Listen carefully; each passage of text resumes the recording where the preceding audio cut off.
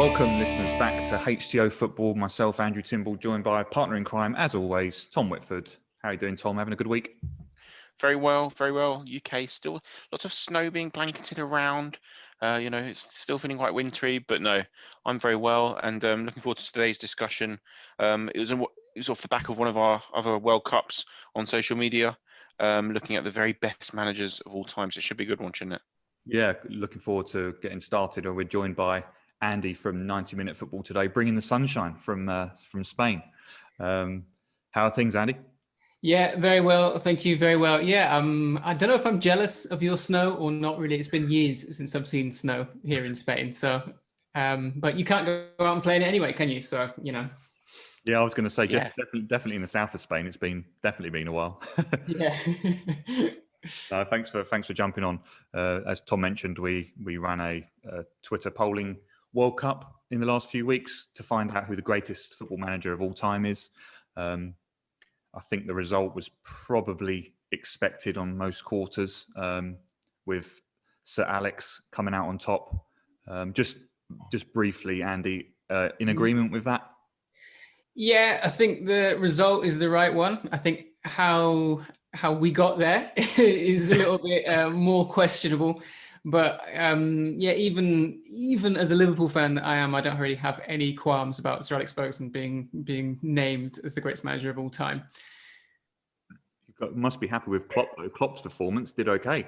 Oh, I mean, delighted with that, but I'm not going to pretend there isn't a little bit of recency bias creeping into that poll, and Premier League bias as well. But yeah, I mean, he's in the conversation.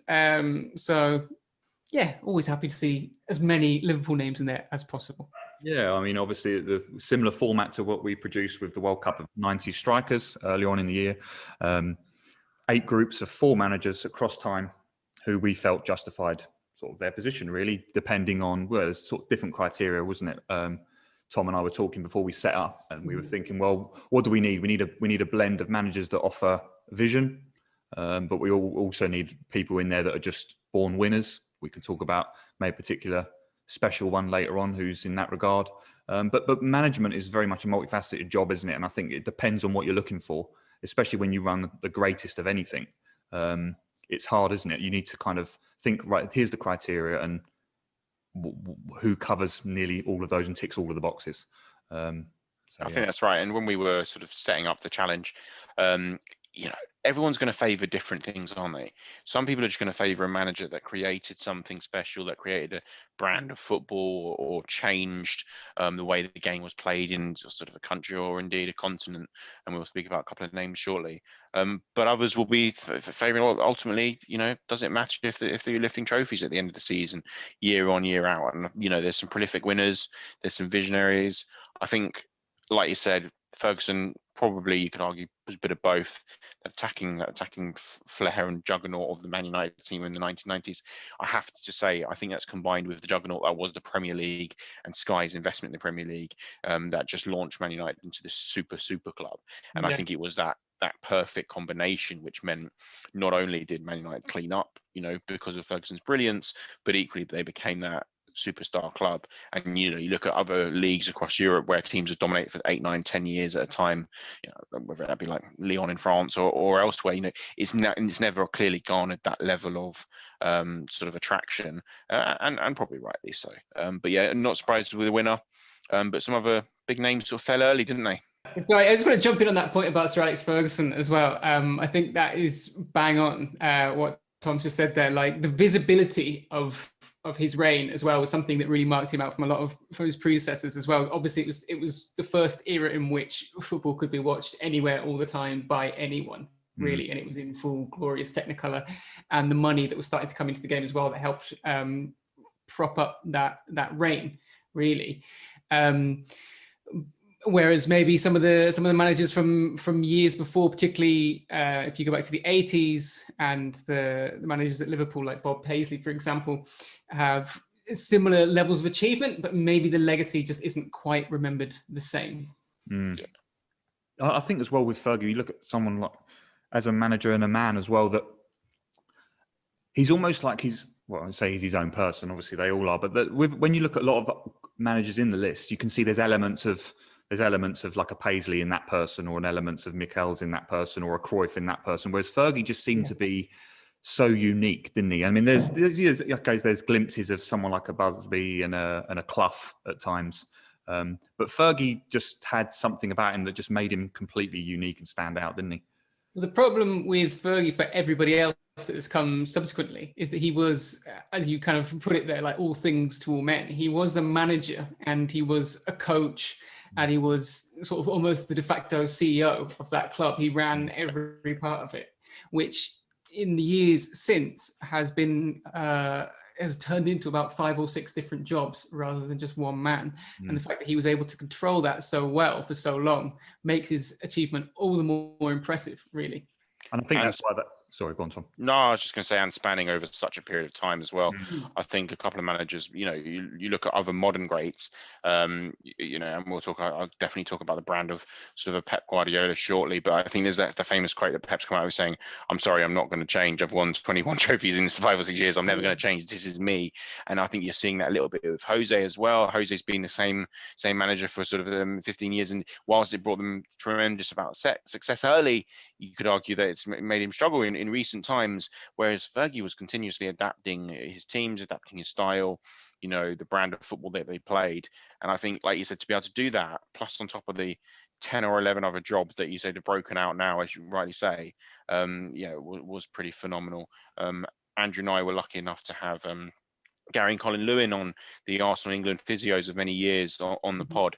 And Gary said that when he started out at the club, he was actually the backup goalie / handyman / helper / just doing all sorts. And he became obviously the head physio and went on to specialise. But the reality was, Ferguson's doing 10 jobs there. Like you said, he's scouting, he's contract negotiations, he's pretty much the CEO of a company. Oh, and by the way, trying to coach them on the football field and win matches. And it's phenomenal how the game's moved on. But he was very much in that era where it all linchpinned and changed, and yet he still managed to keep on top of it all. I don't know about you guys, because I mean, it's such an impossible thing to do, because you're comparing people not only across eras but essentially across jobs as well. Some are sort of more manager-like, sitting across this whole football system. Others are coaches, and they're creating tactics as much as anything else. I don't know what are you looking at here? What's like, forgetting the Twitter poll, what do you value the most? Is it somebody that sort of changed football, like a sort of Cruyff, or I don't know, Lovanovsky, or somebody like that, or Guardiola? Or is it like the longevity? Is it just the sheer number of trophies? Like, for you, what is it that makes the best manager? Yeah, I mean, it's a great question. I mean, Tom and I spoke about this. I remember this conversation on WhatsApp for a while, and we were talking about different, like, for me, the Mourinho Guardiola thing, which I'm sure we'll talk about in detail shortly, like, that's such a direct comparison for me in terms of like what you're getting from those two people and those types of managers.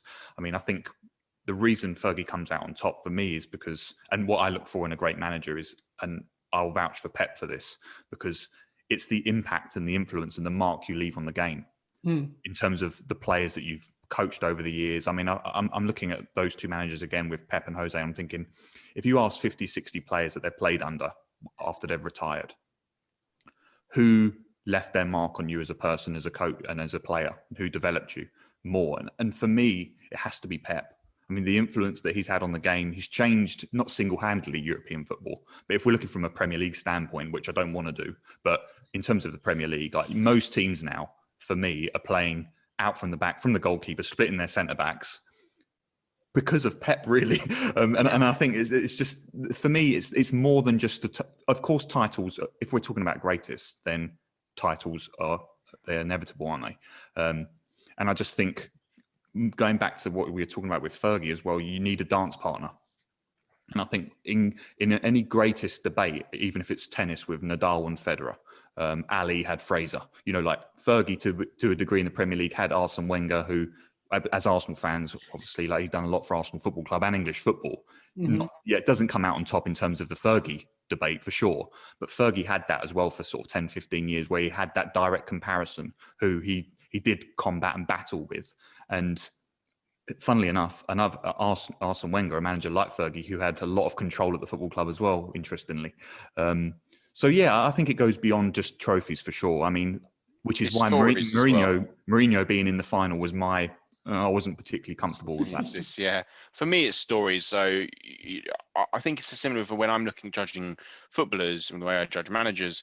There's phenomenal ones out there, whether that be tremendously successful ones or just sort of geniuses. But for me, it's stories that they leave. Ultimately, football's there for entertainment. I was disappointed, therefore, old Big Ed, Brian Clough. For me, something like that embodies just what a story that is, what he went and did there, and also the story about how it kind of, how he clung on too long, and actually, and then the slide as well almost adds to it, and almost adds to the mystique and the greatness in a way, because actually, it kind of showed in one quick downfall how ridiculous the not very success was, because that's how ridiculous it was to go and do that on the spin, and so yeah, I'd love to see someone like that get a bit further, just for the sort of nostalgia and the romantic side of me, just to see someone like that actually say, is that story any less great than someone who's just churning out title after title? For me, no. It's still brilliant, but equally, I think he was joining Pep's group, so he probably didn't have a chance at that point. But yeah, I was going to say, if we look at the final, then Andy, like what your view on Mourinho, because this is a guy that just polarizes opinion. I mean, there's no doubting that he is an elite level coach and he's gonna end his career, whenever he does end his career, with a sort of wiki honors section to rival anybody who's ever coached in the game. And I mean, when we talk about managers that have changed tactics, I mean, there's an argument that you can put him in there as well. I mean, he hasn't invented, playing tight at the back, low block, counter-attacking football. But I mean, he's certainly made that more prominent, in the last few years, and more prominent for elite teams to play that kind of football as well, because it sort of removed the stigma. I mean, not completely, because he does get a lot of stick, essentially, for playing that style of football, especially recently with Tottenham. But when it is successful, and when it does yield trophies, which I mean it has done for the vast majority of his career, I mean, people tend not to be too picky about the type of football that their team plays. He's, for all intents and purposes, it sounds like a cop out to say it, but he has sort of become this natural born winner, and I don't really have any argument with him being one of the top 10 coaches of all time, but I think to put him in the top 5 or even top 2 is a stretch, just because I think there are people that have perhaps done more, and particularly done more with less, because I think beyond his Porto days, there has been a sense that he has gone into jobs where the infrastructure has really been there to succeed, and anything but trophies is a failure. Whereas I think it's probably more of an achievement to go into a club and take it to that next level, It's interesting though, because I agree definitely with, when you look at his Inter Milan tenure as well, like, don't get me wrong, phenomenal treble, like that season was amazing, and a great story. But yeah, like almost like Juve not being around kind of helped.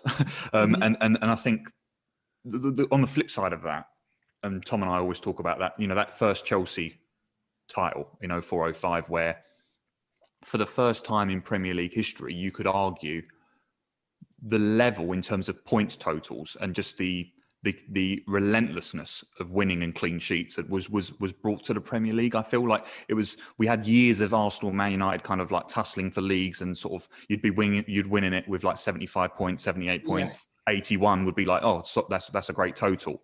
And I think, don't get me wrong, Pep's taken that to a new level, but Mourinho was the first manager, I think, that in the Premier League era where he raised the bar. And I know that doesn't sound like that's kind of discrediting Fergie and Wenger, but in terms of like points to win a league. No, yeah, I totally agree with what you said. Obviously, they had the season before that where Arsenal went unbeaten, but I think they had 12 draws in that season or something, which was, they still dropped a fair few points and conceded a few more goals than Chelsea did the following season. Yeah, exactly. We were starting to see in those seasons with Mourinho's Chelsea at their best that it was like you couldn't lose more than maybe 1 or 2 games a season, and without sort of losing your place in the title race. Yeah, that has sort of, with a few exceptions, that kind of standard has sort of stayed, and that level of elite performance has kind of stayed in the Premier League, and perhaps been taken to another level with the battle between Klopp's Liverpool and Pep Guardiola's Man City in the last few years, where almost nothing but perfection will do. Yeah, unless COVID's around. Unless COVID's around, yeah. No, I think, in interesting thinking more about Jose as well, it's like, it's kind of, he's like left his imprint for me is kind of, it's there. His influence on the game is there. I just feel that, again, like you said, to have him in the mix for like a final or a semi-final of this debate is a little bit pushing it, just because of don't get me wrong, he's not like he's been around for like 10 minutes, but I don't think the impression and the quality has kind of lasted long enough. If you look at his, like the Spurs job, the job at United, and like with the money that these managers get now, that's the one thing I would say about management now, and we'll probably talk about this later, but the money they get, like, for example, like Pep, genius, but like the guy's backed, like his fullbacks are like worth, more than most teams. Yeah. So, it's a tricky, it's hard. Yeah. Well, who? Our question for both of you then, like, who would you have loved to have seen in that final matchup, or at least semi-finals? Which managers do you felt didn't even get out of their group, which really should have garnered a bit more attention? Yeah, no, I like that question. Well, the one who did get out of his group, I would have probably wanted to see in the final is Johan Cruyff. And I was looking back at our piece on 90 Min that we did, I think, last year, of the greatest managers of all time. And in our list, I think he came in the top 5. And in the little blurb, we put, it wasn't a stretch to say that Johan Cruyff was the single most important person in the history of football for the impact he had as a player, coach, general figurehead, and pioneer. And I think that's probably fair. And if you're talking about people that have had an influence in the game beyond just their direct tenure as a manager, then he's right up there. Because again, he's somebody that has reinvented the game of football from a tactics perspective, had incredible success as a manager, and brought through a tremendous amount of players and influenced their careers. And now you're seeing coaches that, are still bringing through his philosophy and his way of thinking. So for me, he's obviously one. The other one I would say would be Arrigo Sacchi as well. I know he was in a very tough group with Busby, Michels, and Zidane. But yeah, another one there who had a huge, has a lasting imprint on the game. And his Milan side of the late 80s, early 90s was, you talk about that side, and maybe Pep's Barcelona as probably two of the best club sides the game has ever seen. Yeah, what Andy said, Tom. I've definitely got an answer. I've got an answer for this. No, I just wanted to quickly comment on that, though. I'd never actually thought about the line around the greatest impact across the span of their career, because you're not just talking about one of the best footballers ever. You're probably not talking about the best. That wouldn't be, most people wouldn't say he's the very best, but most people would have him right up there. And then managers, same thing. Not most people would say, oh, he's my number one, but he's right up there. And to have someone who had that impact as both a player and a manager, and then culturally as well, that whole verve, that piece around that Dutch side and around that movement. You're talking about a top person in world football, and so it's a really good shout. And just as a side point, at Barcelona now, they're having their presidential elections. I don't know how closely you've been following any of this, but Victor Font, who was one of the candidates, was promising to bring in Jordi Cruyff as director of football. I mean, and the guy I think he's working in China now with some team as well, doing, as far as I'm aware, a reasonable job, but not really Barcelona levels. And they just want to get him in, essentially, just to have a Cruyff name involved with the product. That's still the weight that carries. That it's just, get a Cruyff in, and that will sort everything out. Yeah. I think I don't have one answer. I think I have a bit of a short list of who could justify being in the final. Mourinho wasn't one of them. I was a little bit, putting the groups together, I'm putting Michels and Sacchi, Busby, and Zidane together was probably not the best idea. There was a lot of outrage, a lot of outrage on Twitter for that. What I was more shocked at with that one was how badly they performed in that group. That was the thing. I thought it'd be tighter because of like the modern day fan. The thing is, it's hard with these, isn't it? Because it's like, I always think about when I think about who's the greatest boxer of all time, and when you look at managers that were way before your years, like someone like a Busby, for example, or a Gutman or a Lobanovsky. Like these are guys that I can't really, to a degree, comment on in the extent of like a Pep, for example, that I've kind of grown up with.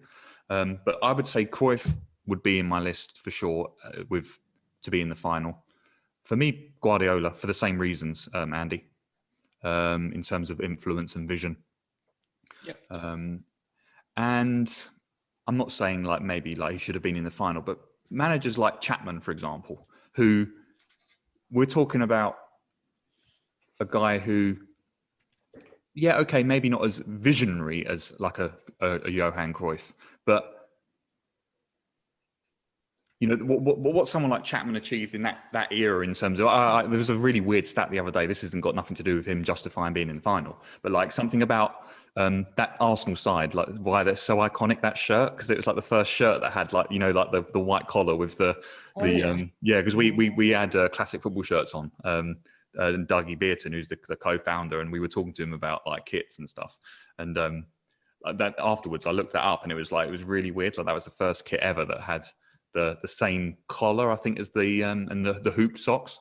Going off a bit of a tangent here, but yeah, I mean the fact that his statue is like in, you know, passed in the Highbury halls, and I think you've got another guy there that I'm probably with rose tinted glasses. I'm looking back at like ancient times here, but I would say Cruyff, Guardiola. Yeah, that would be. That's fair. I think my two would probably be, my two romance for. I just love the romance of Brian Clough and what he did in Notts Forest. So I've already said that. It's a bit like the Leicester story. You know, I think these are the reasons we watch football, is not because of the unrelenting success of the powerhouses that can throw lots of money and or clubs that have traditionally been at the top upper echelons of football. It's more for the stories. So Brian Clough to do what he did, and also just the character of the man, the interviews. You know, he was box office before box office kind of existed. Imagine him now and sort of like, you know, how much or the social media little sound bites that you'd get from someone like Brian Clough in a press conference before a huge Champions League game. Monday Night Football with Clough would be great, wouldn't it? Yeah, it would be unbelievable. And then the other one I was going to say would just be Michels, because the reason I say that one is a bit like that Messi Ronaldo thing about, Ronaldo's done it in lots of other countries, Messi hasn't.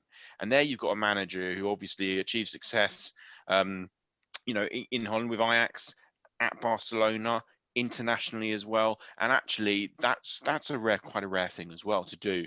You know, certainly in the modern game, these top managers don't tend to touch international football until they feel like it's a bit of a retirement gig or something like that, and you tick the box piece. Whereas I think so those two for me stand out as I'd love to have seen them got further.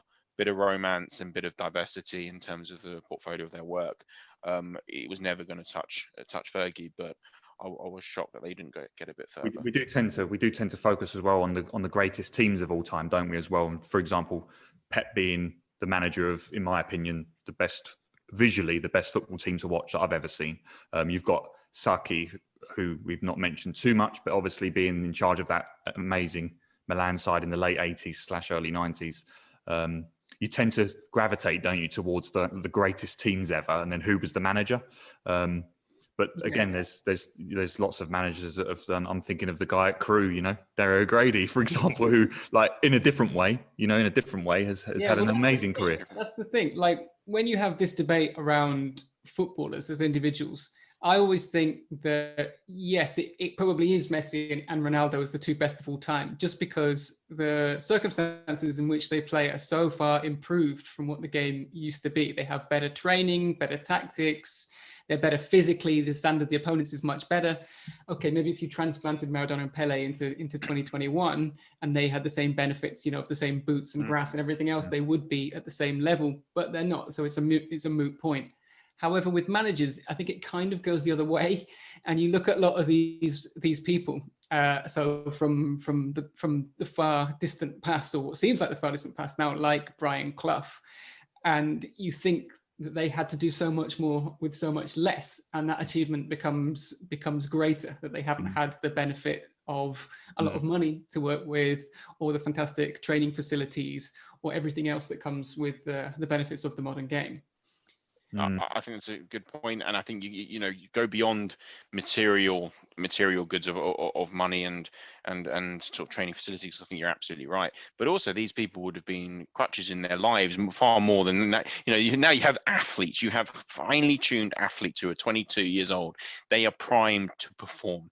And these managers, from a tactical perspective, may be writing books that haven't even been written in their head yet. If you think of someone like a Pep, all these different things that go on in his mind 24/7. I wouldn't want to be in there. I'm sure it's really give me a headache. But versus like the dealing with everyday life and pulling clubs through turmoils and stuff like that, things like that the manager used to have on their shoulders in the olden days, and yet you still have them produce top football teams, going out there, winning mentalities. For me, set those people apart. So conversely, then, people that shouldn't have been, should have been higher on the list. Is there anyone in the modern game, Andrew, not host Andrew, that you see that actually, do you know what, in 10, 15 years time, we might be looking back at them as a great as well? Because we've spoken a lot about a lot of young managers recently getting jobs, probably because of their past footballing performances, or they're getting hot seats thrown straight at them. We obviously Lampard giving his marching orders recently, but is there anyone that you spy in their first few years? Obviously, there's a few over in Germany. You think of like Nagelsmann, people like that, who are really doing some good stuff. But who Klopp leaves tomorrow? Let's ask it a different way. Who's in the frame that you want to lead Liverpool for the next 5-10 years? That could be a great. I mean, you just mentioned it, but it probably is Julian Nagelsmann. I mean, there's nobody at that age who's operating at a higher level across Europe or potentially even the world at the moment. Stevie G, Andy, Stevie G. Stevie G, yeah, is potentially the other one. Although that just fills me with immense dread. The idea that if Klopp, he's sailing to that SPL league. He really is, and then I think by extension, like, he's going to be the de facto next Liverpool manager, regardless of what happens. Yeah, I don't think that's going to necessarily work out. But we'll have to watch. It can't work out, can it, though? It can't. So I know, so you're saying Nagelsmann, but what can Gerrard do? Because he basically either comes in and wins the Premier League and the Champions League, or he would have failed. And that's ridiculous, because that's not fair. And I don't think that's, because that's just not the barometer that any other manager is managed by, is measured by, rather, sorry. Yeah, that will be the expectation. You've got the prodigal son returning. Yeah, it's as an Arsenal fan, it's like, I wouldn't want Thierry Henry coming back to the club, as manager. I wouldn't want, because these people that you don't want to touch their legendary status, because it's just, not that it couldn't tarnish, even if Steven Gerrard was gone in 18 months because he didn't do it, it wouldn't tarnish what he did as a player. But it's just that little comma, isn't it? It's just that little asterisk against their name. It's just unnecessarily putting them in this impossible or near impossible situation, really, which I would kind of be uncomfortable with as a fan. But just getting back to the poll, I think if you were going to do this in a few years' time, and what other names might have been on the list or might have been higher up the list, I think maybe Hansi Flick at Bayern. I mean, he's already won a treble, so I mean, there's almost nowhere to go from that. If he adds another couple of titles to that, you're already talking about one of the most successful managers of all time there.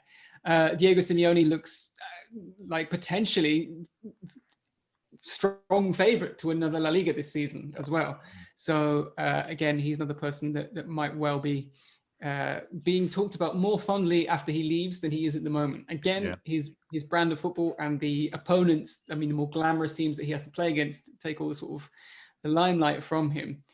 But when I think that'll be another one in a similar to Alex Ferguson or Arsene Wenger mold, that when he goes, the true impact of his legacy on that club will be seen a bit. Another doing far more with less than his rivals as well. When you're up against Madrid and Barcelona, not just from a financial perspective, but sort of culturally in Spain, following everything like that, you just got, you're always fighting that fight, aren't you? I would love to see him go to a club that gave him lots of money and or wanted to see a bit more. No, you're not here to nick the win and get us a plucky title every 3 or 4 years, which would be amazing.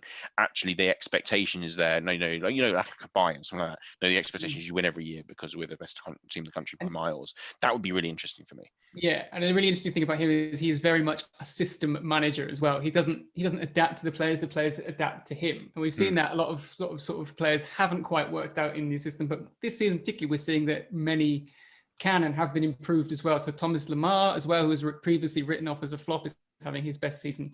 Marcos Llorente, who came in from Real Madrid and started life as a defensive midfielder, is now playing almost as a number 10 and enjoying his best football there as well. So, I mean, and the impact of players like Thomas Partey haven't really been felt, just because that system is so strong, and you just need players that can come in and adapt to his needs. And I wonder, therefore, if the pressure, if he walked into a club that demanded instant success, may suffer from that, because, like you say, it obviously takes longer to get a group of 22 people or 23 people in a squad to play your system than it does to you try and adapt on the fly to theirs. And, would he get that trust? Would he get that time at a club that was demanding that instant success? Who knows? It almost does feel like such a perfect fit there.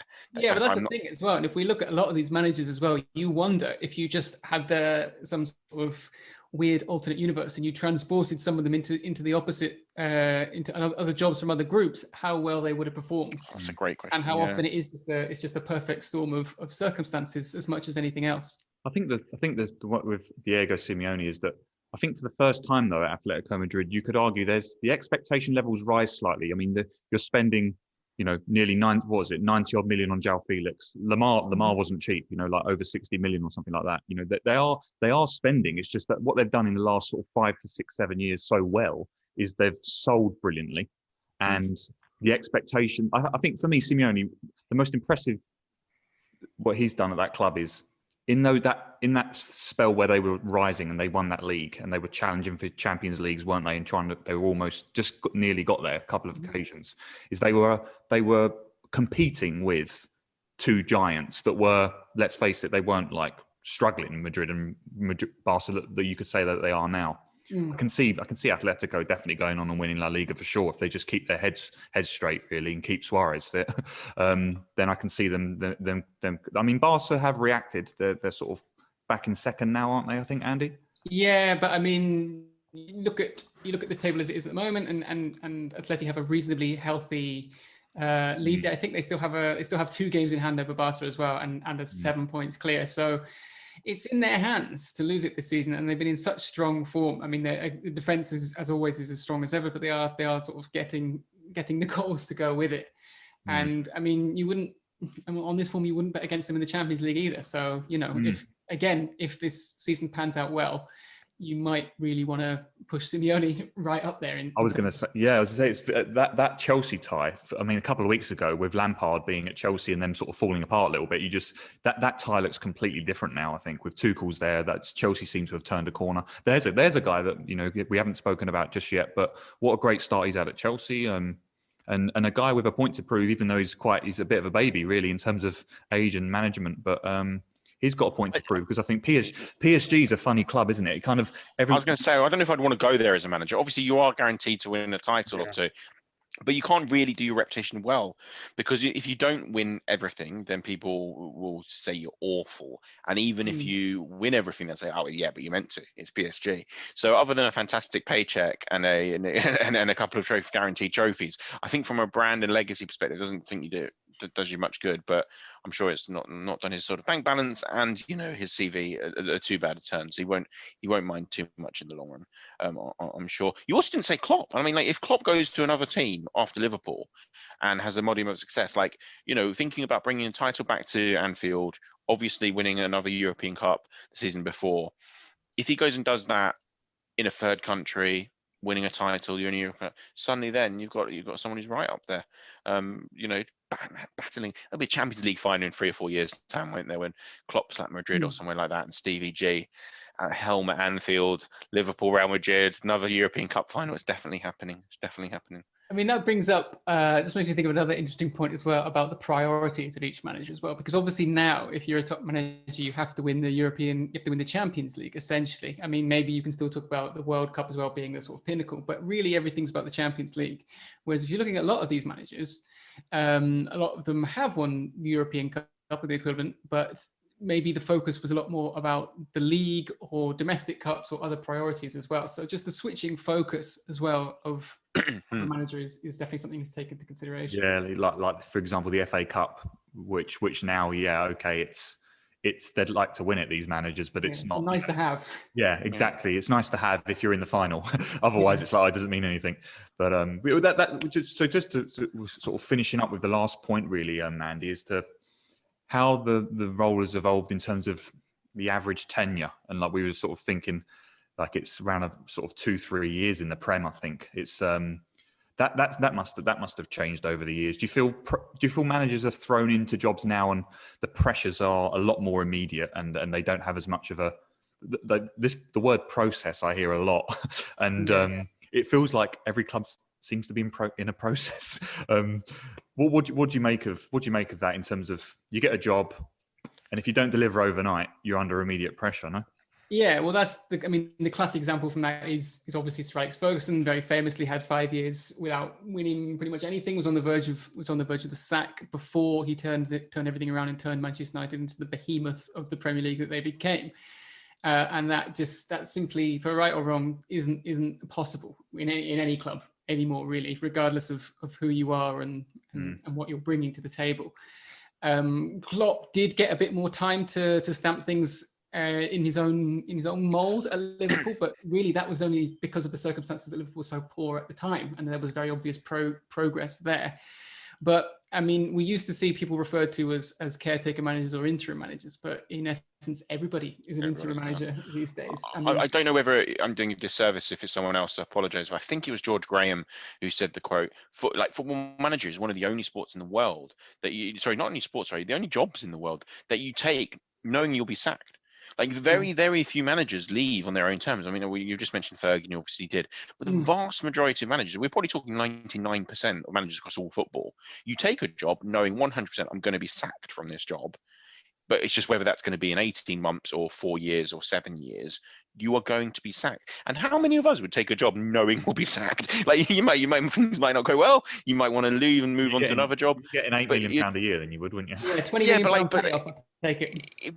It's bizarre, isn't it? That the mindset of like you're in that room, you're signing that contract, you've got the club CEO there, you've got the club chairman or whatever, and you all know around that table, everyone's okay. If this doesn't go well, I'm going to be fired, and like that's a very strange thing. And I think it's so it's accepted fate now that I think.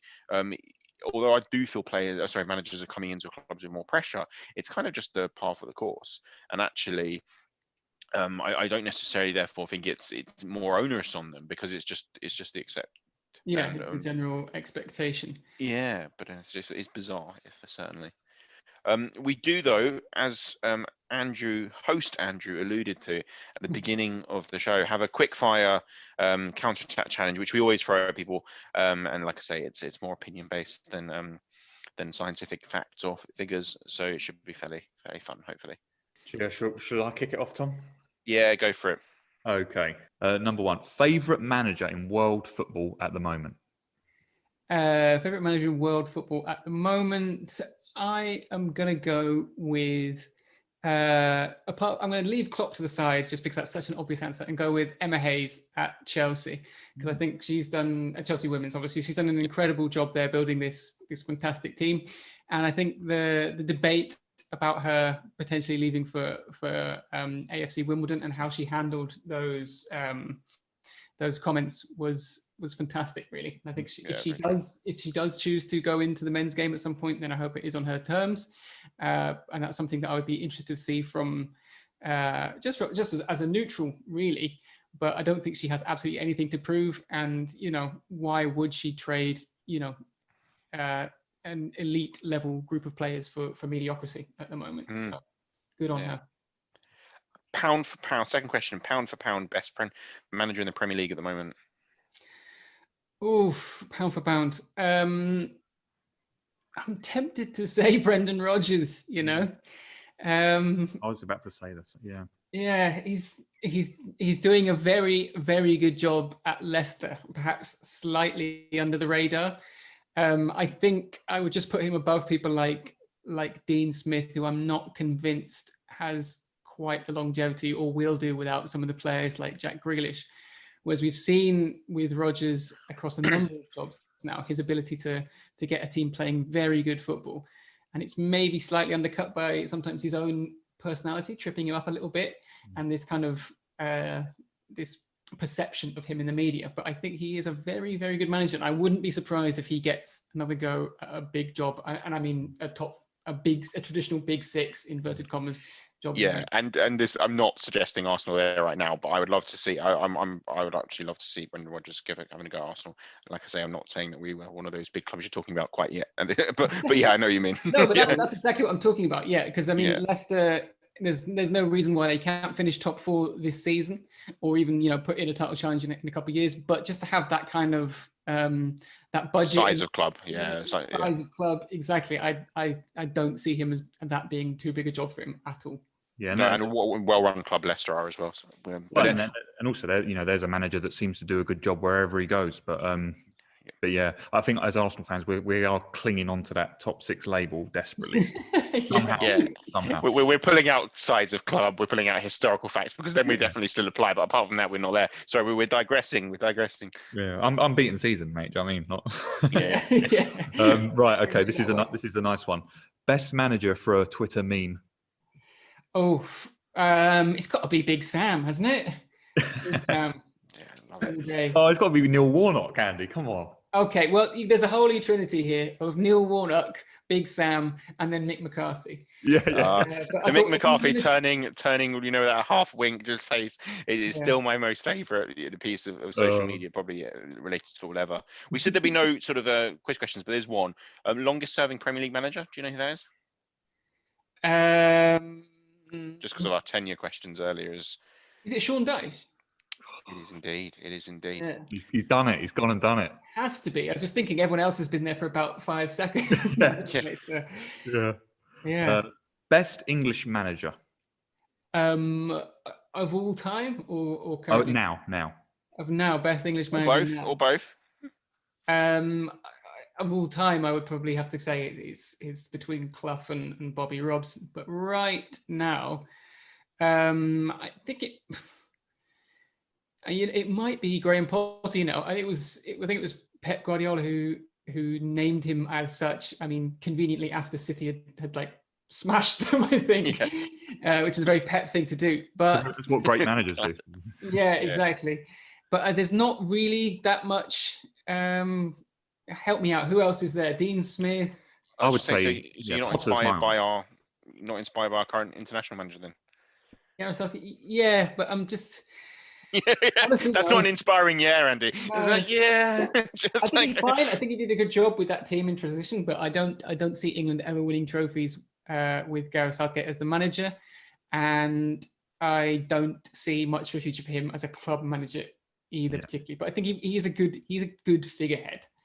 But he's not really much of a tactical genius. I definitely think that with Graham Potter, you've got a manager there that to the top 6 to 8 clubs, we say again in inverted commas, would be stupid to not at least consider Graham Potter in the next year or two. I think that he's doing an excellent job at Brighton. The way they play football, I think it's fantastic. I think the other one as well, might be Dyche as well. Again, can come across as a bit of a comedy figure, but he's done a very good job there on possibly the smallest budget in the Premier League. Yeah. I'm not going to suggest for a moment that he's suited to a team that's chasing honours. But if you look at people like Sam Allardyce and Roy Hodgson, who've made a very strong career of sort of middling to upper middling table Premier League clubs, I think if he ever wanted to leave Burnley, there are no offense, Burnley, but there are bigger jobs out there, that he would be a shoe-in for. I think it's a great feat that is to even keep a job that long in the Premier League, to be fair. Yeah, absolutely. Last but not least, we always like to ask this question, but if you're having a post-lockdown, clearly, if you're having a takeaway and or a dinner party and you get to invite 3 guests from the world of football management, dead or alive, for stories into the evening with some Spanish wine and tapas in your lovely Spanish home, who are you asking? Well, I think I'm going to stick to the groups actually, because otherwise it's just going to get too wide to even narrow it down. But the first one I'm going to go with is Marcelo Bielsa, just because I want him to tell me weird stories about chasing away fans with grenades and stuff like that. The second one I think is Carlo Ancelotti, because I've seen him like doing cooking videos and preparing pasta, and I think brilliant. that he just seems like a sort of fantasy uncle figure that I would just love to have around. What's his paella like, though? That's the thing. Yeah, get a specialist dish up. We'll have to find out, won't we? And then finally, tough one. Let's go. You've got Bielsa, so you need his translator. So that's 3. Well, I can speak Spanish, you see, so I'll be fine. And Ancelotti, and then let's go with, we haven't mentioned him yet, but let's go with Miguel Munoz as well, because he was in charge of Real Madrid at a very interesting time. He won 2 European Cups with them and about 9 or 10 Spanish league titles in the 60s, and was part of that dynasty that helped turn Real Madrid into the super club that it is today. He also once told Alfredo Di Stefano to F off, so that would be quite an interesting anecdote to tell us about at dinner. Very nice. Few San Miguel's, that's for sure. Absolutely, I think there'll be a bit. I was going to say a bit of vino drunk on that evening. Lovely stuff. So it wasn't too onerous, was it? The quick fire round. No, enjoyed it, loved it. Good stuff. Thanks, Andy. Really appreciate your time. Thanks for the discussion. My pleasure. Take care. Have a nice evening. All right. Another really interesting discussion. Like, it is one of those intangible things as well, isn't it? Because ultimately it's opinion based. Like we said, there's so many different criteria you'd use to judge who's the best, who's the greatest. But some fantastic names there. I'm not moving from the fact that I love a bit of romance. I love those great stories of the impossible wins coming from nowhere, and managers who've given us that across the tenures of their career almost, versus sort of winning machines and without the vision. But yeah, it's a really good chat there. Yeah, I think I'd echo that. I think whenever you're doing something that's like the greatest this, the greatest that, and I think I mentioned this in the chat about someone like Herbert Chapman, where unless you've got your Wikipedia next to you, it's hard. You haven't lived through it. It's difficult. No, but if you look what the club he set Arsenal up to be in the 30s, and then when we entered that decade, because of a lot of the work that he'd done, the titles that we won, we were, the irony is Arsenal did dominate English football for a period. It just happened to be 90 years ago, so not many people know about it. But no, I mean, the work he did to revolutionise us as a modern club, he was very much a visionary about what football would become in the decades to come. So yeah, fantastic manager. But they all are, every manager in that list is there for a reason. For one reason or other, they were winning machines, they were visionaries. They were, they did the impossible, taking Nottingham Forest to their European glory a couple of times. And, and then, for whatever reason, they all deserve that place on the list. And I think beyond that, it's kind of personal opinion, which is why the fact that Fergie stands out as a bit of a general consensus there probably does show his standing in the game, and rightly so. We did, though, this is our little extra time feature, isn't it? We did throw a question out on Twitter and on our other social channels. What was the question, Andrew? So a simple poll. We wanted you guys to decide who was the better striker, Andrei Shevchenko or Ruud van Nistelrooy. And the Dutchman came out on top. And we've quite sparked a little bit of a strong debate. The comments overall, we got here? We've got Adam Bateman, who's a regular friend of ours at HTO. So thanks again, Adam, for tweeting in. He said, I'd have to go for Ruud. His instincts in and around the penalty box was second to none. Plus the way he manipulated the offside rule/law was very good. He was just a player that wanted and craved to score goals, and his finishing was superb. Great finisher. Yeah. Fernando Bellos, thank you, saying he's gone for Shevchenko. He said leader and scorer at Dynamo at the end of the 90s, Golden Ball winner of the Champions League, leading Ukraine, the only time that they've ever represented that World Cup and European Cups. So in terms of standing in the game and what he did for his country, which I think is fair. I mean, the argument to that would be that Ruud has got a lot of peerage there in Holland doing his battling those greats. But, I think two top strikers on there. So. Yeah, and I wouldn't want to fall into the trap of looking at the Premier League solely, because at the end of the day, if you look at their times in the Premier League in comparison, then Nistelrooy was way more effective. But we don't want to do that because Shevchenko achieved a lot more in the game than just being at Chelsea for a year or two, Yeah. Thanks for everyone that voted in. And also thanks, guys, for listening today to our chat with Andy Headspeath at 90 Minute Football. You can follow him on Twitter, Andy_Headspeath. For now, that's been me and Tom. We'll see you next time, guys. Take care.